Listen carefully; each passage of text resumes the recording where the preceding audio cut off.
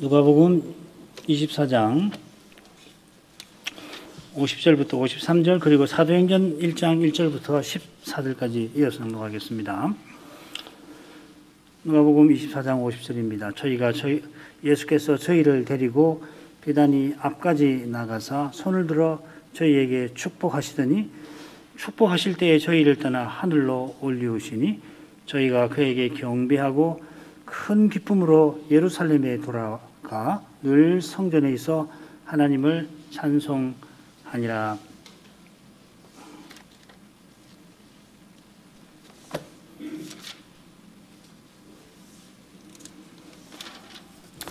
사도행전 1장 1절부터 읽겠습니다. 데오빌로여, 내가 먼저 쓴 글에는 무릇 예수의 행하시며 가르치시기를 시작하신부터 그의 택하신 사도들에게 성신으로 명하시고 승천하신 날까지의 일을 기록하였노라. 해 받으신 후에 또한 저희에게 확실한 많은 증거로 친히 사심을 나타내사 40일 동안 저희에게 보이시며 하나님 나라의 일을 말씀하시니라. 사도와 같이 모이사 저희에게 분부하여 가라사대 예루살렘을 떠나지 말고 내게 들은 바 아버지의 약속하신 것을 기다리라. 요한은 물로 세례를 베풀었으나 너희는 몇 날이 못되어 성신으로 세례를 받으리라 하셨느니라. 저희가 모였을 때에 예수께 묻자와 가로되 주께서 이스라엘 나라를 회복하심이 이때니까 하니 가라사대 때와 기한은 아버지께서 자기의 고난에 두셨으니 너희의 알 바 아니요 오직 성신이 너희에게 임하시면 너희가 권능을 받고 예루살렘과 온 유대와 사마리아와 땅끝까지 이르러 내 증인이 되리라 하시니라. 이 말씀을 마치시고 저희 보는 데에서 올리워 가시니 구름이 저를 가리워 보이지 않게 하더라. 올라가실 때에 제자들이 자세히 하늘을 쳐다보고 있는데 흰옷 입은 두 사람이 저희 곁에 서서 가로되 갈릴리 사람들아 어찌하여 서서 하늘을 쳐다보느냐. 너희 가운데서 하늘로 올리우신 이 예수는 하늘로 가심을 본 그대로 오시리라 하였느니라. 제자들이 감람원이라 하는 산으로부터 예루살렘에 돌아오니 이 산은 예루살렘에서 가까워 안식일에 가기 알맞은 길이라. 들어가 저희 요한은 다락에 올라가니 베드로, 요한, 야고보, 안드레와 빌립, 도마와 바돌로메, 마테와 및 알표의 아들 야고보, 셀로딘 시몬, 야고보의 아들 유다가 다 거기 있어 여자들과 예수의 모친 마리아와 예수의 아우들도 들러 더불어 마음을 같이하여 전혀 기도에 힘쓰니라.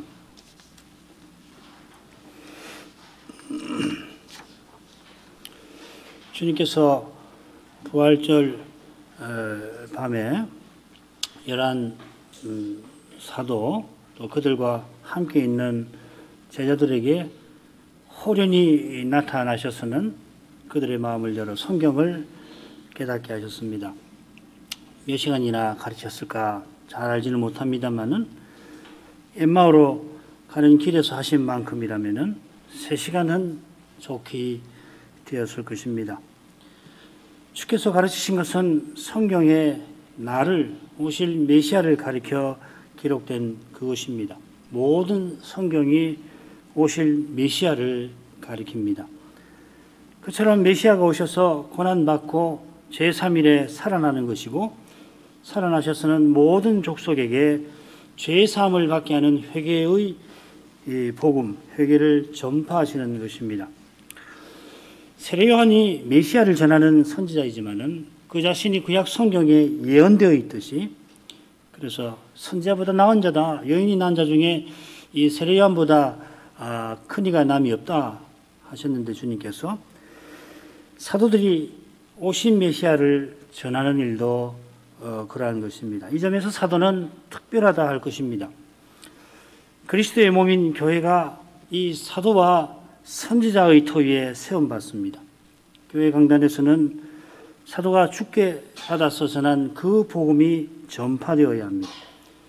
그처럼 히브리서는 예수님을 우리 믿는 도리의 사도이시라 부르는데 주님께서도 나의 보낸 자를 영접하는 자는 사도들이죠. 나를 영접하는 것이요. 나를 영접하는 자는 나를 보내신 이를 영접하는 것이라 하셨습니다. 성부께서 아들을 보내셨고 아들이 사도를 보내셨습니다. 이 사도라는 말이 받은 자라 하는 뜻이니까 사도는 그리스도의 사도이고 주님은 성부의 사도이십니다. 자, 이런 내용에 비추어서 이어지는 주님의 말씀을 간단히 살펴보지요. 48절부터 49절입니다. 너희는 이 모든 일의 증인이라. 볼지어다 내가 내 아버지의 약속하신 것을 너희에게 보내리니 너희는 위로부터 능력을 입히올 때까지 이 성에 유하라 하시니라. 이 모든 일의 증인, 이것과 비슷한 표현이 사도행전에 여러 번 나옵니다. 누가가 쓴 사도행전, 이 두 성경이 굉장히 비슷합니다. 연구를 해보면은. 이 표현들은 똑같이 이 사도들이 그리스도의 죽으심과 부활의 증인임을 잘 보여줍니다. 요컨대 이 모든 일이란 구약 성경에 예언된 메시아에 관한 일이고 무엇보다 메시아의 죽으심과 부활입니다. 아울러서 사도들은 자신이 메시아의 증인, 곧 사도라고 하는 것도 알립니다. 그래서 말씀을 전하면서 우리가 다 이 일의 증인으로다 하는 말을 꼭 붙여요. 목사들은 뭐 그럴 필요 없잖아요. 그죠? 내가 이것을 하는 목사입니다. 굳이 말할 필요가 없는데 사도는 보면은 이 점을 강조해요. 이 특별해서 그렇습니다. 바울 사도가 1차 선교 여행 때 비시디아 안디옥 회당에서 이 점을 유대인들에게 분명히 전합니다. 갈릴리로부터 예루살렘에 함께 올라간 사람들에게 여러 날 보이셨으니 저희가 이제 백성 앞에 그의 증인이라. 갈릴리에서부터 예루살렘에 함께 올라간 사람 12사도를 가리키고 사도행전에도 천사들이 그렇게 이야기를 하고 있죠. 이 갈릴리 사람들아 이렇게 부르죠. 사도들을 가리키는 말입니다. 바울 자신도 부활하신 주님을 뵙고 보냄받은 사람이라 바로 이어서 우리도 너희에게 전파한다. 여기 우리라고 하는 것은 특별히 이 사도를 가리키는 표현입니다. 주님께서 너희가 바로 메시아의 증인이라 하시고 볼지어다 하시며 중요한 일을 일러주십니다. 그들이 그리스도의 증인답게 서나갈 길을 알리시는 것입니다. 그래서 내가 친히 그리고 내가 친히 혹은 그래서 내가 친히 하시면서 성신저실 일을 말씀하십니다. 주님께서 사도를 세우신 것처럼 사도답게 행하도록 은사와 능력을 주시는 겁니다. 직분에 세우신 주님께서 직분을 행하게 하십니다.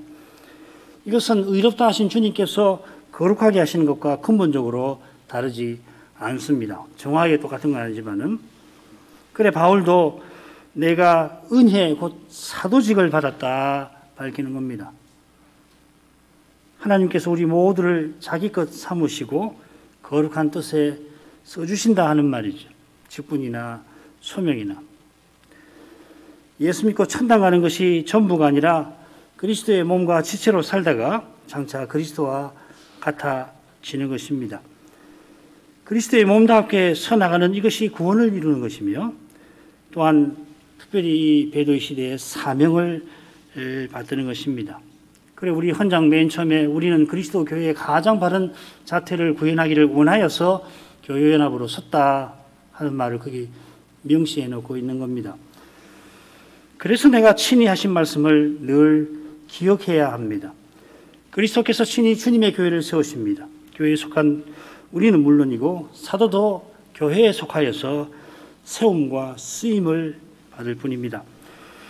주님께서 내 아버지의 약속하신 것을 제자들에게 주시겠다 하십니다. 약속하신 것 이렇게 풀어서 번역했지만은 그냥 약속이라는 말입니다. 오순절에 베드로는 약속 곧 성신이라는 표현을 씁니다. 우리나라 말 성경에는 약속하신 성신이라 역시 풀어 번역을 해놨습니다. 이 약속은 불과 3일 전에 마가의 다락방에서 주님이 친히 말씀하신 것입니다. 요한복음 15장 26절 내가 아버지께로서 너희에게 보낼 보혜사라. 또 14장 26절에는 아버지께서 내 이름으로 보내실 성신이라 하셨습니다. 두 곳 모두 성신께서 사도들 들어 증인답게 만드실 일을 전하고 있는 것입니다. 주님께서 아버지께 받아 성신을 주시면은 성신께서 사도들에게 모든 것을 가르치시고 내가 너에게 말한 모든 것을 생각나게 하실 것이다 하셨습니다. 그래서 성신은 진리의 성신이시고 그리스도를 증거하실 분이라 하셨습니다. 성신이 하나님의 영이시니까 하나님 마음에 감추어 있는 비밀 그리스도를 홀로 다 아시고 그리스도를 사도들에게 다 알리시며 이 사도들을 통하여 세상에 전파하게 하시는 것입니다. 그래서 사도들은 그리스도를 전하면서 우리는 이 일의 증인이라, 또 하나님이 자기를 순종하는 사람들에게 주신 성신도 그러하니라 합니다. 다소 길게 성신과 사도의 관계를 말씀을 드렸습니다. 사실 이보다 훨씬 길게 말씀드릴 만한 주제이고, 우리 독립개신교회가 서던 처음부터 특별히 최낙재 목사님이 이걸 얼마나 자세하게 설명하셨는지 아마 다들 알고 계실 것입니다. 혹 드러내어 말씀드리지 않더라도 교회가 그리스도의 몸답게 순항하는 모든 활동 아래 성신과 사도의 이 특수한 관계가 기초같이 놓여 있어야 할 것입니다. 사도가 그리스도를 전하는 일은 위로부터 내려오는 능력이신 성신으로만 제대로 이루어지는 겁니다. 그처럼 우리가 그리스도를 전하고 받는 일도 위로부터 내려오는 능력으로만 되는 겁니다. 능력을 입히울 것이다 하신 대로 아버지와 아들께서 그 능력을 주실 것입니다. 사도들에게. 바울이 고린도에 가서 그리스도와 그의 십자가에 못 박히신 것만 알고서 오직 부활하신 그리스도를 전하려고 성신만을 의지하였습니다. 고린도전서 2장 1절부터 5절 말씀이 그것이죠. 그처럼 성신의 가마로만 전한 그리스도를 듣기도 하고 깨닫기도 하는 것입니다. 이 깨닫는 능력이 사람에게서는 나오지는 않습니다. 땅의 현실에서 생기지 않습니다. 오직 위로부터 옵니다. 이것을 잊거나 놓치면은 교회가 그리스도의 몸답게 서나갈 길이 사라질 것입니다. 전하는 자나 듣는 자가 똑같이 성신을 전심으로 의지할 것입니다. 그러면은 틀림없이, 정말로 틀림없이 성신께서 강단에서 오직 그리스도만 전파되게 하시고 전파된 그리스도를 깨달아 믿게 하실 것입니다. 거기에 사도적 교회, 거룩한 교회가 있는 것입니다. 이것이 우리 사는 이 나라에서 얼마나 중요한지 교회 여러분은 잘 알고 계실 것이라 믿습니다. 우리 독립개신교회가 서나온 이유 하나를 꼽으라면 바로 이것일 것입니다. 여러분, 이것을 절대로 잊지 마시기를 바랍니다. 앞으로 어떻게 되시든지 이걸 놓치시면 안 돼요. 그래서 성신을 근심하게 하거나 소멸하시게 하는 일이 없도록 주의하고 또 주의하셔야 합니다. 주님께서는 흥미롭게도 성신을 보내겠다 하십니다. 아버지께서 아들을 보내셨는데 아들이 성신을 보내십니다. 좀 더 정확하게 아들이 아버지께 받아 성신을 보내시고 아버지께서 아들의 이름으로 그리하십니다. 보냄받으신 성신께서 사도를 세상에 보내십니다. 사도적 교회를 세상에 보내십니다. 보내신다는 것은 사명을 이루라 하시는 것입니다. 함께 그리스도의 몸답게 있고 각각 그리스도의 지체답게 살아가는 그것입니다. 몸답게 있고 지체답게 사는 이 일은 성신께서 말씀과 더불어 이루십니다. 이 쿰베르보라는 말이죠. 말씀과 더불어 주님께서 성신을 받을 때까지 이 성에 유하라 명하십니다. 이게 마태복음의 강조점과 좀 다르지요. 마태복음은 보면은 갈릴리 어느 산에서 주님이 사도들을 온 천하에 가라 명하십니다. 누가는 예루살렘에서부터 사도들이 그리스도의 증인으로 출발한 점을 강조합니다. 이건 조금 이따가 살필 마지막 단락에서 생각을 할 겁니다. 주님께서 부활하셔서 영원한 대제사장이 되실 뿐만 아니라 동시에 다윗의 위에 앉아 계시는 것처럼 사도들이 온 세상에 나가 복음 전파하는 면이 이리처럼 여러 면이 있는 겁니다. 그래 마태복음에는 보면은 하늘과 땅의 모든 권세를 내게 주셨으니 하시고는 사도들을 온 천하에 보내셨고, 반면에 누가복음에서는 제자들을 보내시는 모습이 대제사장의 모습입니다. 이제 마지막 부분으로 가지요. 50절부터 53절입니다. 예수께서 저희를 데리고 베다니 앞까지 나가사 손을 들어 저희에게 축복하시더니 축복하실 때 저희를 떠나 하늘로 올리우시니 저희가 그에게 경배하고 큰 기쁨으로 예루살렘에 돌아가 늘 성전에서 하나님을 찬송하니라. 49절과 50절 사이에는 40일이라고 하는 시간의 간격이 있습니다. 이 40일에 관해서 누가가 사도행전 1장에서 자세히 설명을 하는데요. 먼저는 누가가 이 누가복음서에 대해서 먼저 이야기를 합니다. 사도행전 1장 1, 2절 읽겠습니다. 데오빌로여, 내가 먼저 쓴 글에는 무릇 예수의 행하시며 가르치시기를 시작하심부터 그의 택하신 사도들에게 성신으로 명하시고 성천하신 날까지의 일을 기록하였노라. 먼저 쓴 글은 누가복음이죠. 우리가 지금 살피고 있는 이 복음서에서 예수의 행하시며 가르치시기를 시작하신 것을 그가 기록을 하였습니다. 우리말 번역으로 하면은 시작하심부터 성천하실 때까지, 시작하심부터 때까지 이렇게 되어 있지만 정확히 번역하면은 예수의 행하며 가르치시기를 시작하신 그것을 누가복음은 어디까지 기록했냐면은 성천하신 날까지를 기록하였다, 이렇게 해놓았습니다. 그러니까 가르치시기를 시작하심부터 성천하실 때까지 기록한 것이 아니라 하신 것을 갈릴리 사역부터 성천까지 기록했다, 이렇게 누가가 써놨습니다. 그러니까 누가복음은 주님의 사역의 시작을 기록한 책이 되는 겁니다. 누가가 누가복음과 사도행전에서 하나의 역사를 기록합니다. 누가복음에서는 그 역사의 시작을 기록했고 사도행전은 그 역사의 전개를 기록한 것입니다마는 사도행전에서 기록한 그 전개도 실은 시작에 다름없습니다. 사도행전은 주님께서 교회를 세우시는 역사의 시작을 기록하고 있습니다.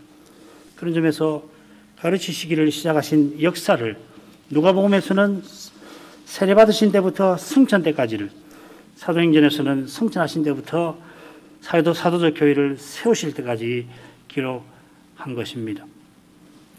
주님의 행하시고 가르치신 일이 지금도 계속된다는 이야기죠. 누가 선생은 승천까지 기록했다 하고서는 누가복음 24장의 내용을 이어 보충합니다. 3, 4절 읽겠습니다. 해 받으신 후에 또한 저희에게 확실한 많은 증거로 친히 사심을 나타내서 40일 동안 저희에게 보이시며 하나님 나라의 일을 말씀하시니라. 사도와 같이 모이사 저희에게 분부하여 가라사대 예루살렘을 떠나지 말고 내게 들은 바 아버지의 약속하신 것을 기다리라. 4절 이하의 내용은 우리가 조금 전에 살폈습니다. 주님께서 40일 동안 하신 일을 누가가 기록하고 있습니다. 그 일은 제자들에게 친히 사심을 나타내는 일입니다. 주님의 부활을 교훈하신 것입니다. 확실한 많은 증거로 교훈하셨다 했는데 그 이유는 그들이 곧 온 세상에 나가 부활하신 주님을 전해야 하는 데 있는 겁니다. 이것이 구약에서 예언한 중요한 내용이죠. 십자가와 부활은 이미 이루어졌고 이제 그리스도를 전하는 일이 이루어져야 합니다. 과연 오순절에 성신이 임하실 때에 베드로와 사도들이 부활하신 그리스도를 즉시로 전했습니다. 많은 사람들은 성신 강림의 그 신비한 현상에 관심을 보였죠. 이게 대체 어떻게 된 일이냐? 이 큰 소리가 뭐냐? 당신들 머리에 있는 그 불꽃이 뭐냐? 그런데 사도는 뭐라고 그러냐면 요엘의 예언이 이루어진 것이다 하고서는 그들도 자기들처럼 주의 이름을 부를 수 있도록 부활하신 그리스도를 전합니다. 누가 성신의 신비한 체험을 했다고 주장한다면 그는 반드시 그리스도의 십자가와 부활을 힘써 전하고 자기 십자가를 지고 주를 따라야 옳을 겁니다. 그렇지 않고 자기 체험을, 신비한 체험을 내세우고 체험한 자기를 자랑한다면 그것은 거릇된 체험, 곧 계시와 무관한 체험일 것입니다. 주님께서 부활을 교훈하시려고 40일 동안 저희에게 보이셨습니다. 40일 동안 몇 번이나 사도들에게 보이셨는지 정확하게 알기는 어렵습니다만은 신약 성경에 기록된 것을 쭉 조사해 보면 17번은 됩니다. 기록되지 않은 경우도 얼마든지 있을 수가 있을 겁니다만은 17번도 실은 적은 수는 아닐 겁니다. 주님께서 십자가 전에는 사도들과 늘 함께 하셨습니다만은 부활 후에는 필요한 만큼 직접 사도들에게 보이신 겁니다. 그러나 주님의 그 사랑을 생각해 보면은 필요 이상으로도 그들에게 보이셨을 것 같습니다. 주님께서 사도들에게 보이시면서 하나님 나라의 일을 말씀하셨다 하였습니다. 바울도 3차 선교 여행 때에 에베소에서 하나님 나라를 전파하였다 했고 로마에서도 하나님 나라를 전파하였다 기록되었습니다.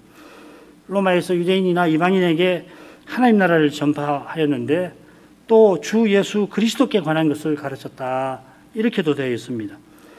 마찬가지로 에베소에서도 하나님 나라를 전했다 했는데 하나님께 대한 회개와 그리스도에 대한 믿음을 증거하였다 이렇게도 되어 있습니다. 전도자 빌립도 바울처럼 하나님 나라와 예수 그리스도의 이름에 관하여 전도하였다고 누가는 이야기를 합니다. 사도행전의 이런 내용들을 쭉 종합해 보면은 주님께서 40일 전에 말씀하신 하나님 나라의 일은 결국 그리스도께 관한 일과 같은 겁니다. 어떤 교부가 말한 대로 그리스도는 하나님 나라 그 자체이십니다. 하나님 나라는 그리스도가 전부이시고 그 전부 안에 그리스도가 계시는 그러한 사회입니다. 주님께서 40일 동안 하나님 나라를 가르치시니까 성천 때 제자들이 이제 나라를 이스라엘에게 회복하시는 것입니까? 하고 여쭈었던 것이죠. 우리 번역은 이스라엘 나라를 회복하심이 이때입니까? 이렇게 했는데 나라를 이스라엘에게 회복하심이 이때입니까? 이렇게 질문을 합니다. 예수님이 40일 동안 하나님 나라를 가르치니까 그렇게 질문한 거겠죠. 주님께서는 성신이 임하시면은 제자들이 그리스도의 증인이 되어서 땅끝까지 그리스도를 전파하게 될 것이라고 대답해 주십니다. 그들이 그리스도를 전하여 교회가 세워져 갈 때 주님이 말씀하시던 하나님 나라 그리스도의 세계가 나타날 것이다 하는 대답이죠. 주님께서 저희를 데리고 베다니 앞까지 가십니다. 사도행전 1장 내용을 참조하면은 저희는 사도들입니다. 다 데리고 가신 게 아니라 사도들만 데리고 가신 것 같아요. 특별히 사도들만 데리고 주님의 승천을 그들이 목격하게 하신 것입니다. 누가복음에는 베다니 앞까지 데려갔다 하셨는데 사도행전에는 감람원이라 하는 산, 감난산이란 말이죠. 감난산으로 데려가셨다 이렇게 언급되어 있습니다. 감난산에 겟세마네 동산이 있죠. 겟세마네 동산은 감난산 서쪽에 있고 그 감난산 너머의 동편에 저 산자락 아래 베다니가 있습니다. 제자들이 예루살렘에 있는데 감난산을 넘어서 베다니가 내려다 보이는 곳까지 가신 겁니다. 그 지점이 안식일에 가기 알맞은 길이라 곧 1km 조금 넘는 곳이라 하는 말이죠. 주님께서 이곳을 택하신 이유가 있을 텐데 무엇보다 사도들만 데려가신 것처럼 주님의 승천을 다른 사람들에게는 보지 못하게 하신 것 같습니다. 이것은 장차 다시 오실 때 만민이 다시 오시는 주님을 보게 하시는 것과 대조를 이룹니다. 주님께서는 손을 들어 저에게 축복하십니다. 이건 마치 대제사장 같은 모습입니다. 그처럼 누가복음에는 주님이 기도하시는 장면이 특별히 10번이나 아주 현저하게 구체적으로 등장하고 있습니다. 10번은 참고하시면 됩니다. 이제 누가복음 하면은 이제 흔히들 예수님을 선지자로 소개한다 말하지만은 주님을 대제사장으로 볼 수 있는 내용이 많이 있어요. 마태도 그렇고 요한에도 그렇고 다 그렇습니다. 누가가 선지자인 예수님만 전했다. 그건 단견이죠. 학자들이 그런 이야기를 하지만은 이 기도 같은 거는 특별히 제사장의 역할이라고 볼 수 있잖아요. 아울러서 누가복음의 첫 장면이 마지막 장면처럼 성전 기도로 시작하는 점도 놓칠 수가 없을 겁니다. 누가복음 1장에 보면은 사가랴가 분향할 때 성소에서 가브리엘을 만나죠. 주님께서 십자가에서 제사 드린 후에 이어 영원한 대제사장으로 하늘 성소에 나아가실 것입니다. 나아가시면서 제자들에게 축복하십니다. 40일 동안 그들에게 하나님 나라의 일을 가르쳐 주셨는데 그들이 곧 성신 충만하여서 하나님 나라의 일을 이룰 수 있도록 감당할 수 있도록 아버지께 복 주시기를 비신 것입니다. 아버지께서 이 대제사장의 기도를 받으신 증거가 바로 사도행전의 역사이고 그리고 지금까지 이어져 오는 거룩한 역사입니다. 그리스도가 다시 오시는 날까지 사도가 전한 대로 그리스도를 전하고 받는 일이 끊이지 않을 것입니다.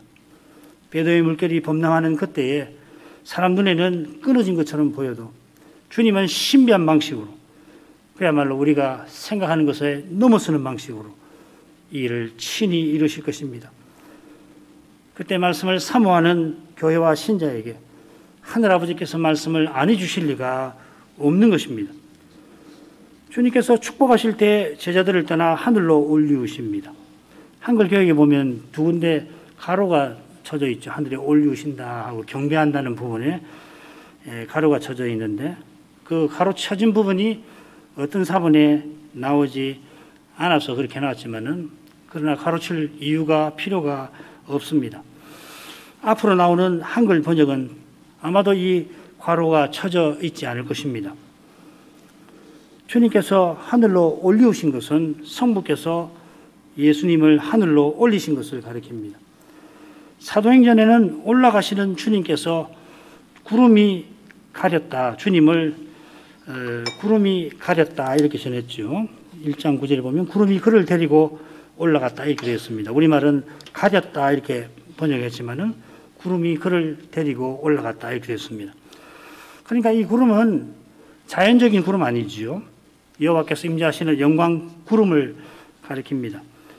주님께서 영광 구름 속에 있는 하늘 성소로 나아가신 것입니다. 아버지 우편에 앉으셨습니다.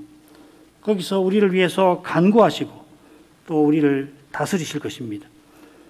그래서 우리를 위해서 간구하셔서 우리가 하나님을 가까이 하게 하시고 우리를 다스려서 서로 사랑하게 하실 것입니다. 히브리서 13장 15절부터 16절에 이 둘을 어떻게 표현했냐면 찬미의 제사를 드리는 것하고 선행과 교제의 제사를 드리는 것으로 표현하고 있습니다. 이처럼 제사장 나라와 거룩한 백성다웠게 살게 하시면서 주님이 앞서 나가신 영광의 목표로 우리를 이끌어 가실 것입니다.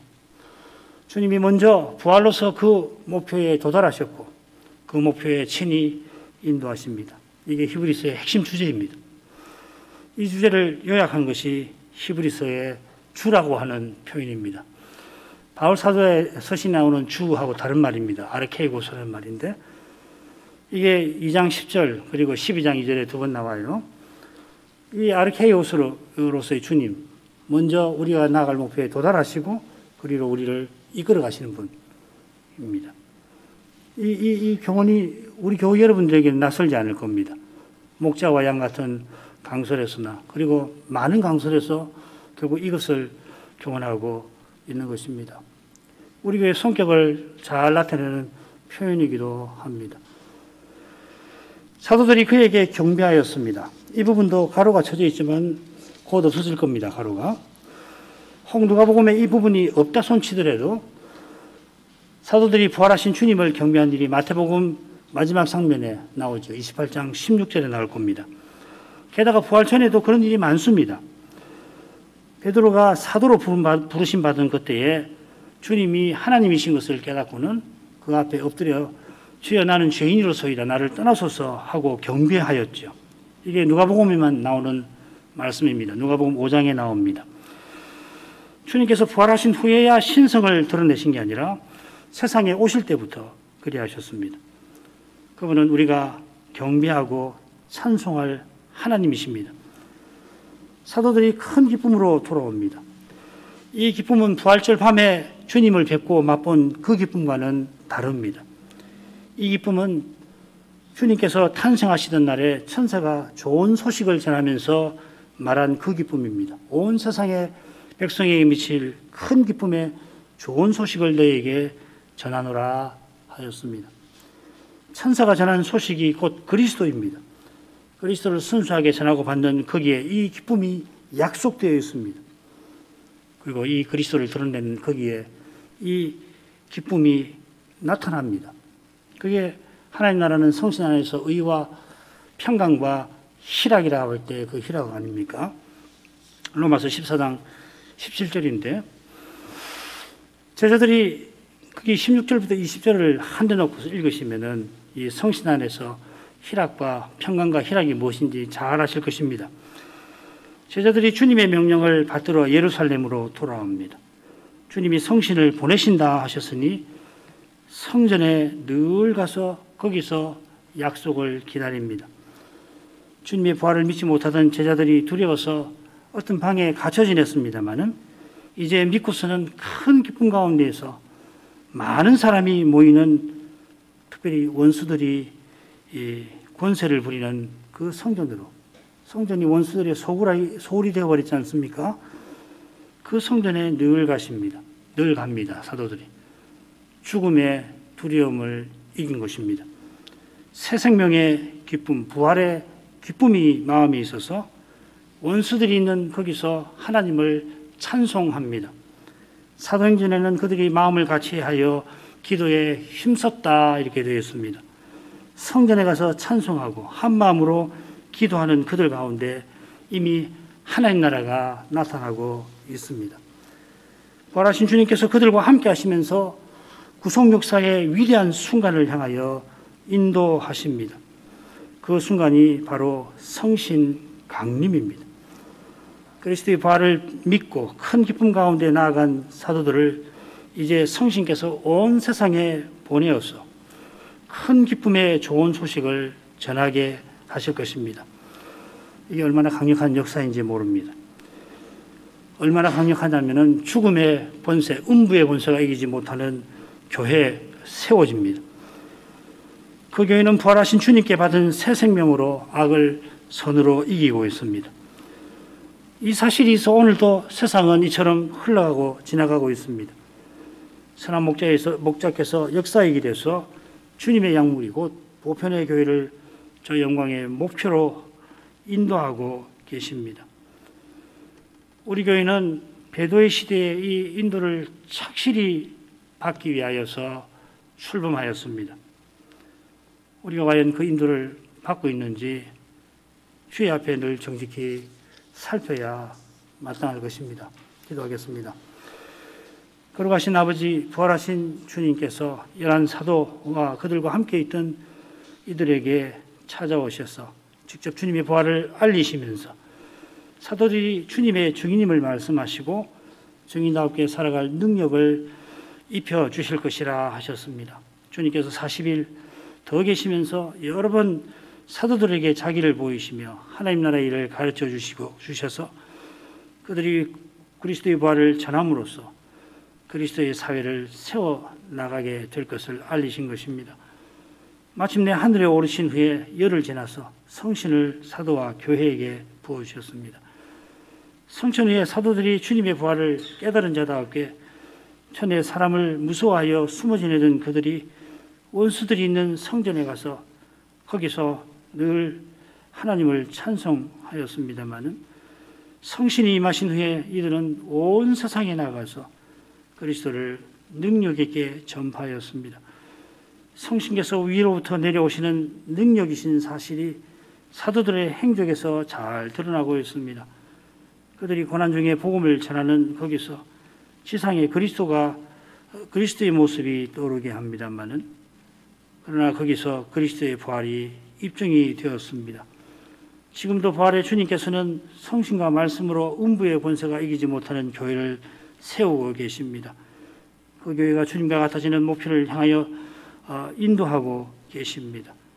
신약교회는 이 거룩한 경주에서 마지막 구간을 달리게 하셨습니다마는 저희는 그 마지막 구간의 마지막 지점을 지나가고 있는 것도 같습니다. 이런 중대한 시대에 주님의 교회답게 목자이신 주님의 인도를 잘 받아 나갈 수 있기만을 구합니다. 그 길은 광야의 이스라엘처럼 성신을 근심하시게 아니하고 성신을 소멸하지 아니하는데 오히려 성신 충만하여서 복음을 순전하게 전하고 받는 거기에 있음을 믿습니다. 하늘 아버지께서 주의 자녀들을 긍휼히 여겨 주시옵소서. 예수님 이름으로 기도합니다. 아멘.